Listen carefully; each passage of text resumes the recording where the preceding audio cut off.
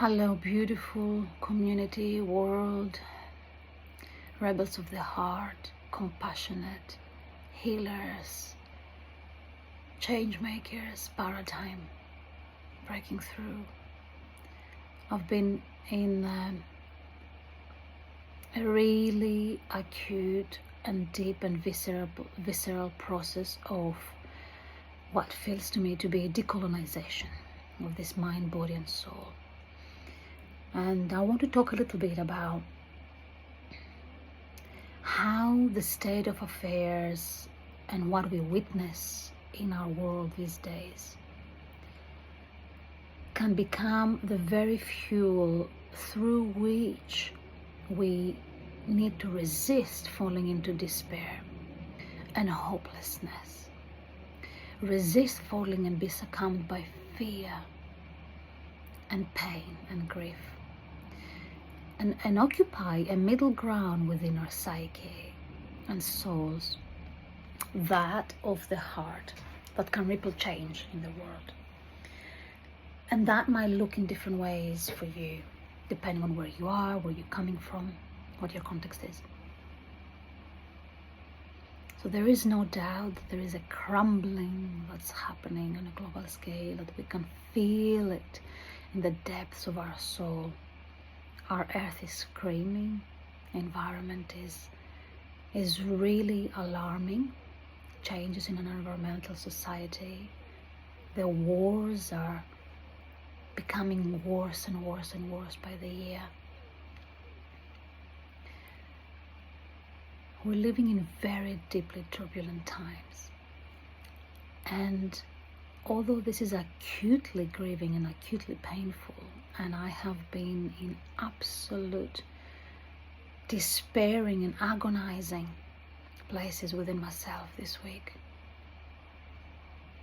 as I'm watching my children being bathed and as I sing them lullabies at the same time, I am crying tears of grief and gratitude all in one inexplicably linked way of being. The power over paradigm, the paradigm of oppression, the patriarchal oppressive systems that we have fallen prey on, this malaise that keeps asking us to armor our hearts, to keep business as usual, keep moving on, this is not at your door, this is far away, is collapsing. But it takes more of us to connect with our hearts and let our hearts be totally broken open, without the losing hope that we can bring and implement change. So the invitation for what I love to call as the presence paradigm is a place within ourselves that can hold acutely this suffering, even if that looks like tears and tears rolling down your cheeks and you're weeping like you've never wept before.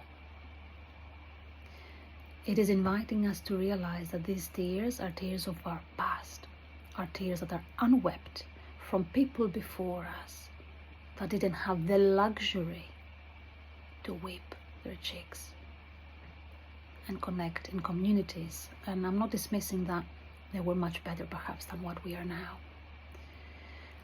But when we fall into this lens and orientation to life from a presence-oriented paradigm, it opens up a space within ourselves so that we can feel again. And when these pathways are beginning to activate, we feel everything. We feel joy, we feel alive, we feel a sense of interconnectedness with the web of existence. We get a real sense that we cannot survive any longer perpetuating a colonized mindset of individualism and the inner oppressor that we all are sinful for. We all carry that sin inside. And the sooner we begin to see it, the better.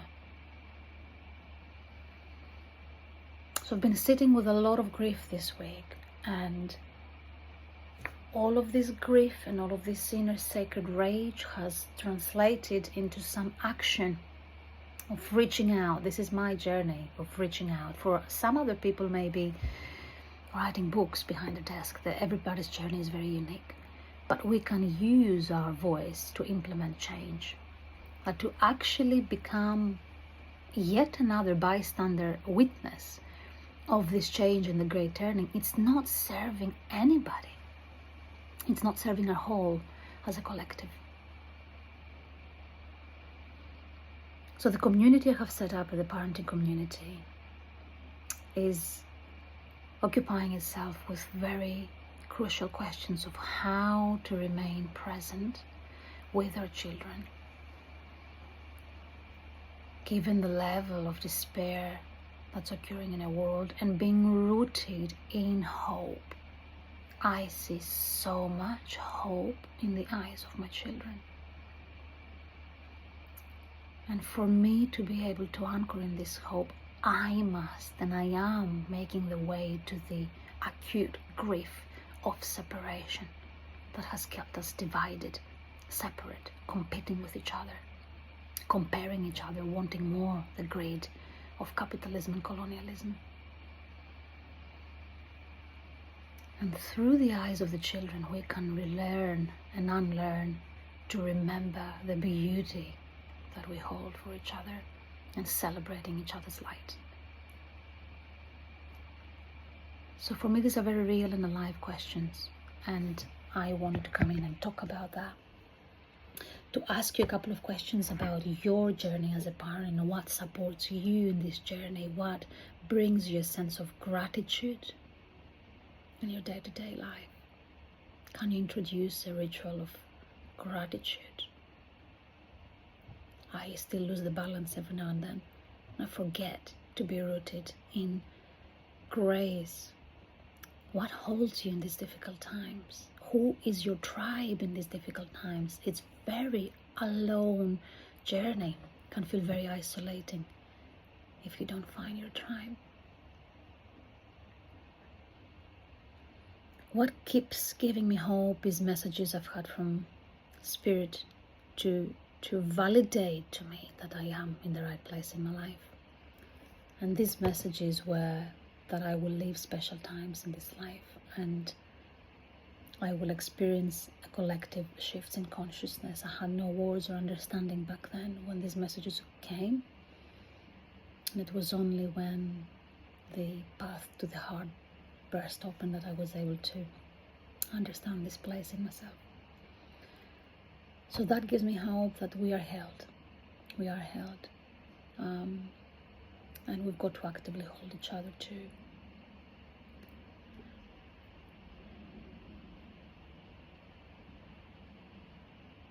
How can you make space for conversations with your children about these very topics?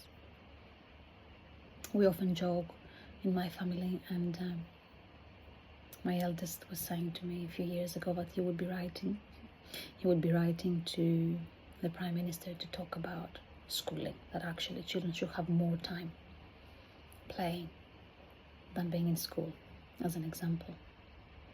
Even if that is the most radical idea that comes from a child's mouth, celebrate it, because it became an opening for us to discuss how his ideas can ripple change in the world.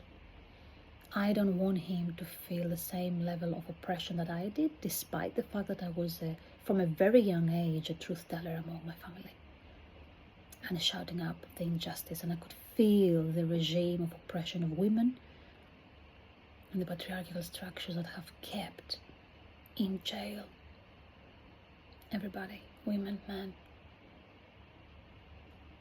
So we must break away from this. The door is open.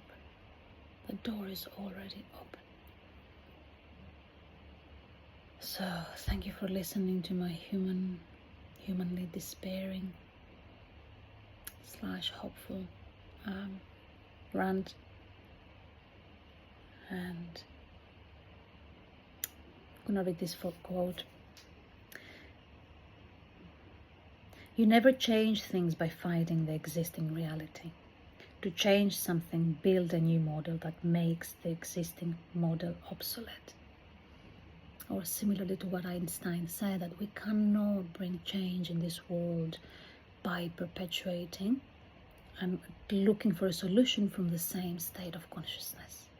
We should shift that state of consciousness within ourselves so that we can ripple change from a new lens of the new earth, of the great turning, of the new paradigm of presence with ourselves and others, and reclaim the birthright of our interconnection with the ancestors, the living world we're living in, and the humans on this planet, and every object and every living object, a living human or animal or plant that we encounter on our path. Okay, I'm finding myself calming a little this fire, and thank you for listening. Thank you for listening. Take care.